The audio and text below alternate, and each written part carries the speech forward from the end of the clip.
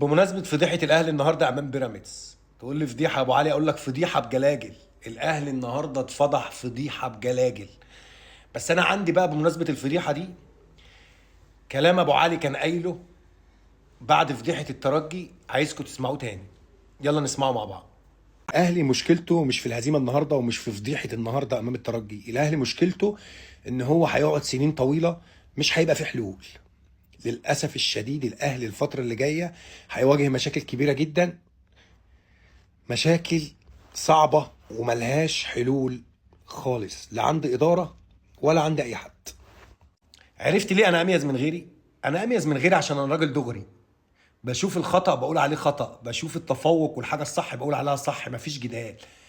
الأهلي لو في حد قوي في الإدارة اللعيبة دي كلها تروح بيوتها. يا جماعة بعد إذنكم انتوا لعيبة بالنسبة لنا متسرحين، محدش فيكم يجي التمرين. الفرقه بتاعت الناشئين هي اللي هتكمل الدوري، اللي عنده عقد يجيبه مع بدايه الموسم، واحنا متشكرين منكم على قد كده.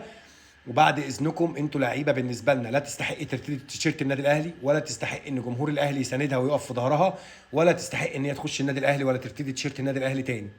وحرفيا بالمعنى اللعيبه بالذات اللي بتحزق زي ياسر ابراهيم وتريزيجيه واللعيبه دي، وبالتحديد اللعيبه اللي اسامي على الفاضي زي زيزو زي امام زي بن شرقي زي، ما تقوليش في لعيب اتظلم لان مفيش لعيب اتظلم، ما تقوليش في لعيب ما خدش حقه لان مفيش لعيب ما خدش حقه.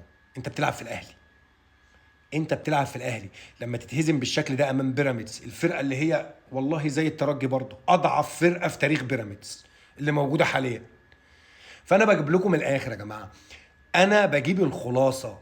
الراجل اللي بيشجع الاهلي ومش عايز يتعب نفسه، اللعيبه دي طول ما هي موجوده مفيش اهلي. الجهاز الفني ده طول ما هو موجود مفيش النادي الاهلي، حرفيا بمعنى الكلمه.